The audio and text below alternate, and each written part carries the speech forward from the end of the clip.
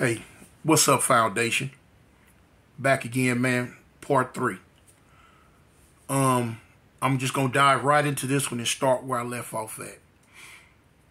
I was in the crib, mind you, in the county jail, and then a homie from Kitchen was in there.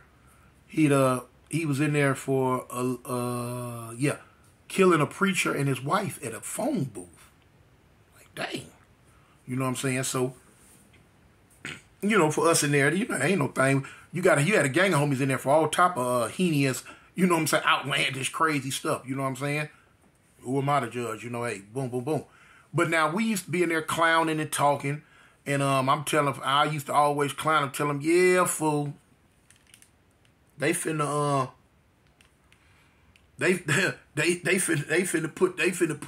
put them hot water pipes on you, boy. Ooh wee, boy, you know what they finna do with you. So we in there clowning, you know what I'm saying? And we was, as young gang banging individuals coming out the world that we came out of, coming out the environment that we came out of. To us, that was something to clown about. To us, that was something to laugh and joke about. He laughing about it, I'm laughing, and everybody in the cell laughing about it. And we actually laughing and joking about him going to death row for this case. That's how sick our minds were at that time. As time went on, boy, they called me down the booking front one day. Not gonna go into the details, but boy, they hit your big potter with a triple murder. They hit me with a triple murder, y'all. Boy, I came back up them stairs. Man, I was looking like Soupy Sale, the Soup Hound Soup Dog Bone. Man, I got back in that cell, told the homies what happened, and the clowning commenced. Oh, yeah. You was clowning me. Yeah, now look at you. Woo, you got you 3 hot ones, and whoop, whoop, wop. You going to death row with me. Boy, we gonna be next door neighbors, and we gonna be this, that, until they fry our stupid behind. And this was the talk. This how we got out. This was the mentality. A product of our environment, y'all. I went and got on the phone. I called my mama. And I told Mom, I said, hey, Mom, check this out. I said, they trying to do away with your baby boy. She like, baby, what you talking about? I say, Mama, they just hit me with a triple murder. So Mom's like, what? I say, yeah, they just hit me with a triple murder. She said, baby, hold on. Wait a minute, hold up. She said, somebody here want to talk to you. I said, okay. I could hear her handing somebody the phone. So I heard my auntie's voice. She said, baby? I said, Auntie, is that you? She said, baby, I love you. I said, I love you too, Auntie. I said, what you doing in L.A.? She said, boy, God sent me here. I said, what?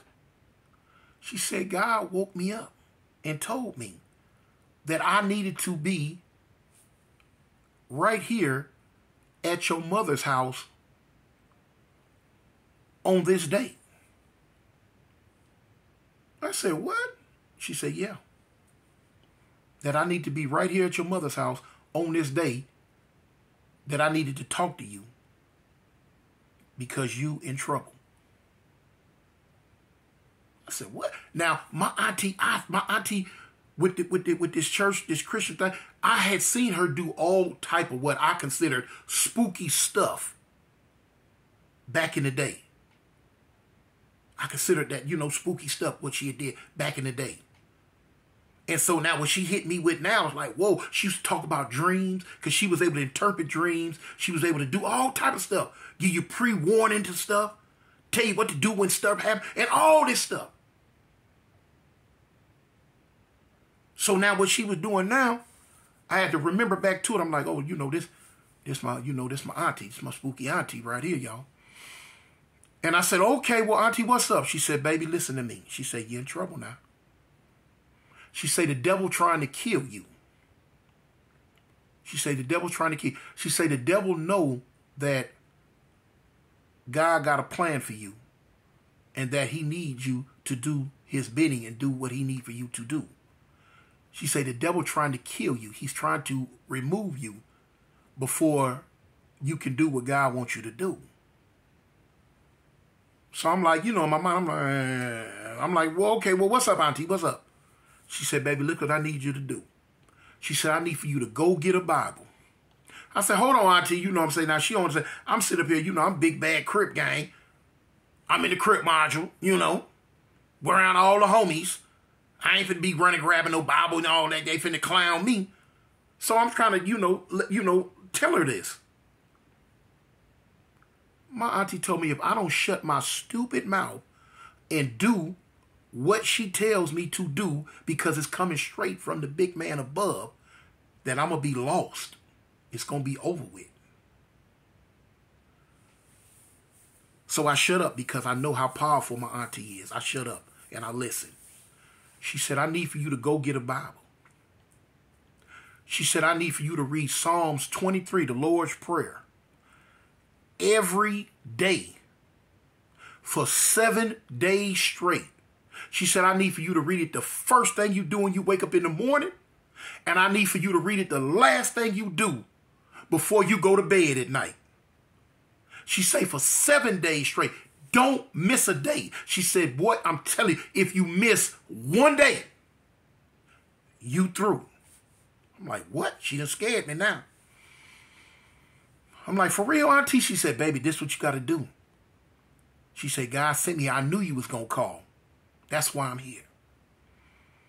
She said, promise your auntie you going to do this. And this was my favorite auntie, y'all. And I said, okay, Auntie. I promise you I'm going to do it. She said, boy, don't lie to me. Promise you. I said, Auntie, I promise you I love you. She said, okay. She said, you do it. She said, you're going to be okay, baby. She said, God ain't going to never let you down. I said, okay. So now here, when I finally got off the phone, I went and found me one of them little bitty brown Gideon Bibles. Them little small brown. Look, anybody who, know, man, them little bitty Bibles got feet. They everywhere.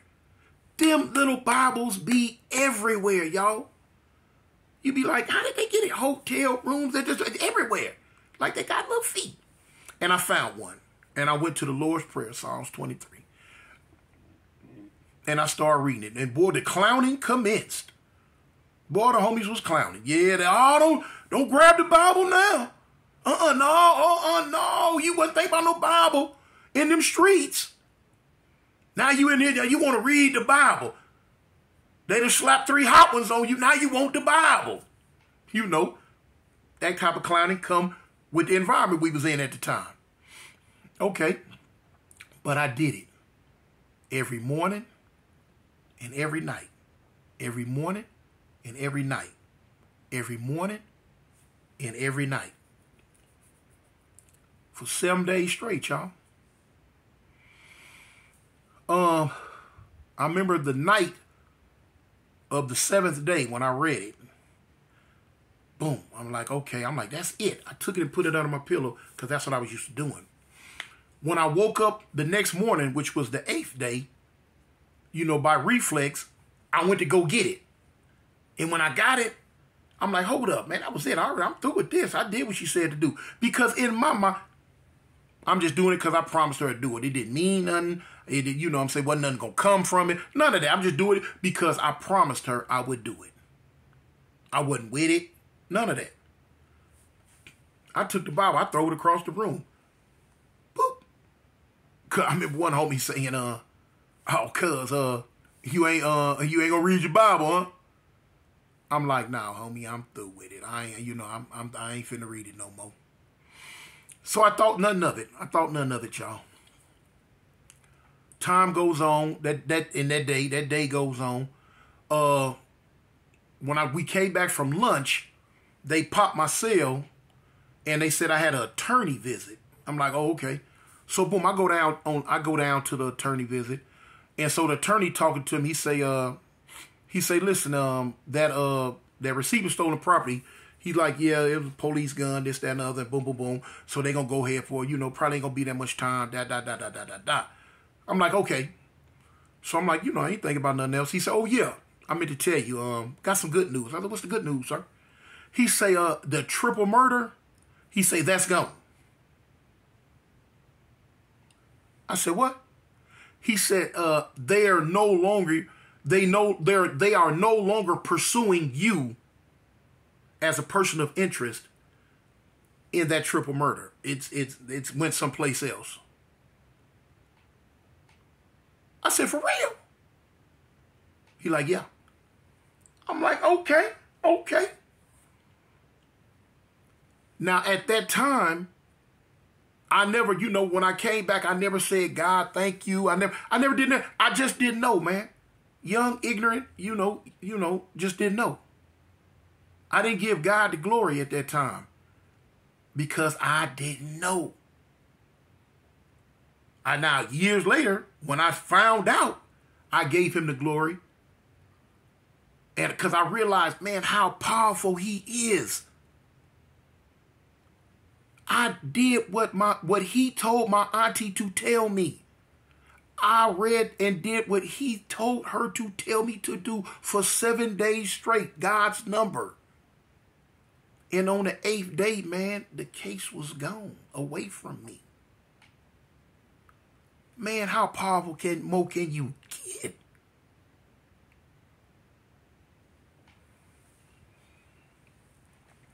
Y'all, come on, man.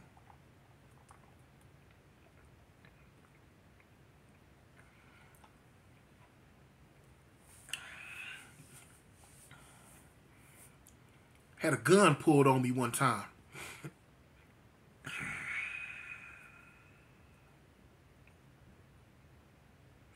You know what? I'm not even going to go into that story.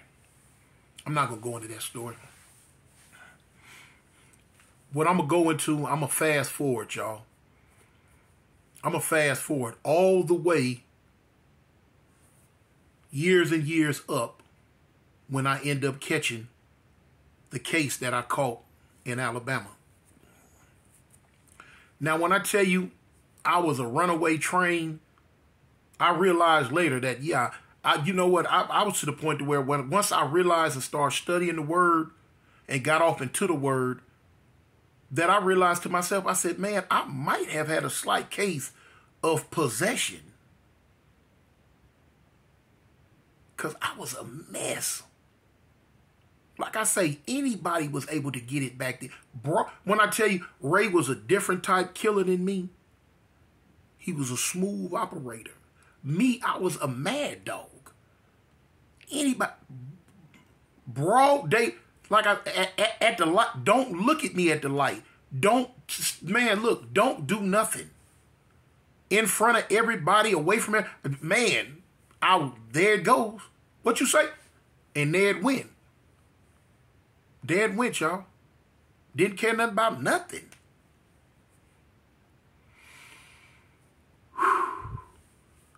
When we came to Alabama, y'all, and the morning of the robbery, I remember we stopped at a little wing place to get something to eat before we went and hit the lick. And we got our food, and they had something called wingettes. I'd never heard of a wingette.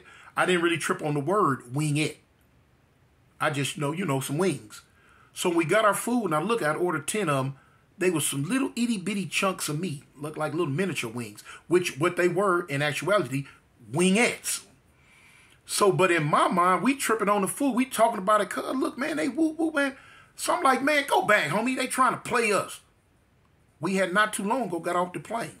Like I say, I was only there 13 hours before I went to jail. But I told the homie, cuz, man, go back. Man, go back. They tripping. Cuz they trying to play us, homie. So he like, cuz, man, man, I'm like, man, go back. I said, man, go through that drive-thru again. I switched seats with one of my partners. I got the heat in my hand. So one of the dudes that was with, he like, cuz, what you finna do? I say, homie, just pull up on the window. I'm like, when this whoop, whoop, whoop come to the window, cuz, I'm finna blast her. He like, what? I said, cuz, I'm finna blast this whoop, whoop, whoop. He like, cuz, nah, you tripping. I'm like, nah, I ain't, man, don't play with me, cuz don't nobody play with me. He like, Tune, man, hold up. It ain't that serious, cuz. Let's just go get some more. Probably calm me down. I said, all right, well, come on. So we got to the window. We went to talk to the little young girl. Couldn't have been no more than 17, 18 at the most, y'all. She said, no, sir, they're wingettes. And she explained to us what a wingette was and this and that. And I was like, oh, okay. All right.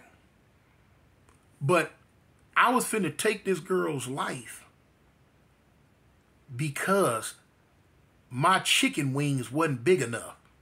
And I thought she played me.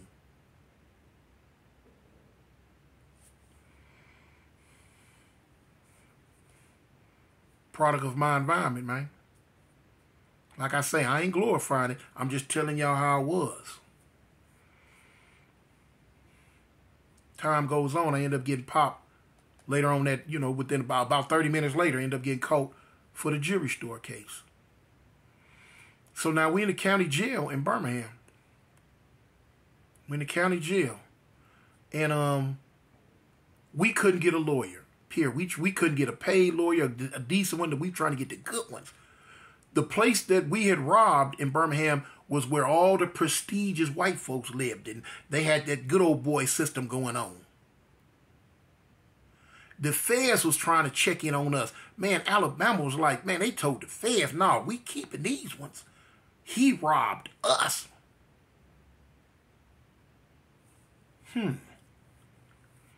I had white police in the county jail telling me, man, look, where you robbed, we don't even go out there.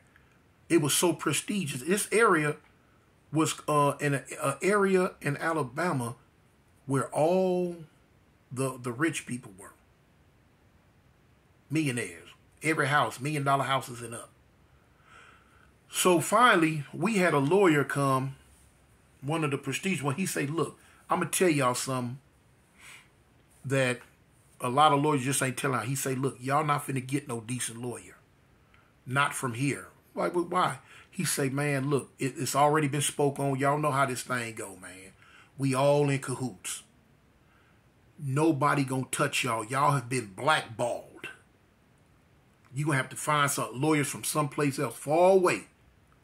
He say, because ain't nobody here that's worth a grain of salt or want to be known as having a grain of salt in the future gonna fool with y'all, man, because of where y'all robbed and what y'all did. I'm like, wow. We even tried to pay the judge to just give us a bond. We couldn't even get a bond. We couldn't bail out. No bond, no bail. Flight risk, they said. We tried to give the judge $100,000. Literally. Tried to give the judge $100,000 just to give us a bond. Because the dude that was with me, my crime partner, was sitting on $1 million. He was worth $1 million. You know what I'm saying? At the time, I wasn't no slouch. You know what I'm saying? I had me, a few robberies under my belt. Didn't happen. I end up getting a black lady from out the Montgomery, Alabama area. I'm not going to say her name. I was going to say her name, but I'm not going to say her name. The first time this lady came to see me, she walked. I'm sitting in the room in the lawyer's visiting room. I'm sitting in there, and the lady walked in and looked and stopped, and she stopped and she looked at me, and she jerked like that. Ooh. Backed up out the room and left. She left. I'm thinking she going to do something. Never, she didn't say anything to me. Nothing. She left.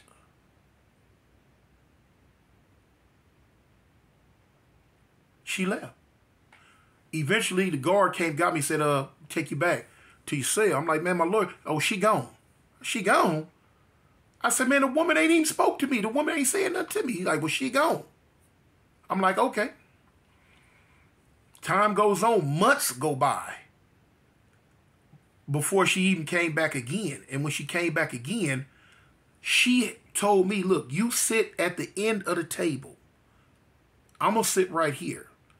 She told the guard, don't leave the room. Huh? So I'm like, wait a minute, hold up. She said one or two or three superficial things to me, gave me some little paperwork real quick, and kind of slid it across the table. Didn't want me near her, did not want to come near me. I don't know what's going on. She got up out that visiting room so fast that it didn't make no sense to me. I'm like, wait a minute, hold up. I'm like, what kind of lawyer I got? She tripping for real. Man, it was months before I seen her again. When I seen her again, I'm in the room. She came to the room with the lawyer. I mean, with the guard. She opened the door and she spoke to me from the door. Now at this time, I'm in acting a fool. I'm just, I'm me. She didn't want to come in the room. Said some stuff, how the case was going, this, that, and the other, whatever. And left.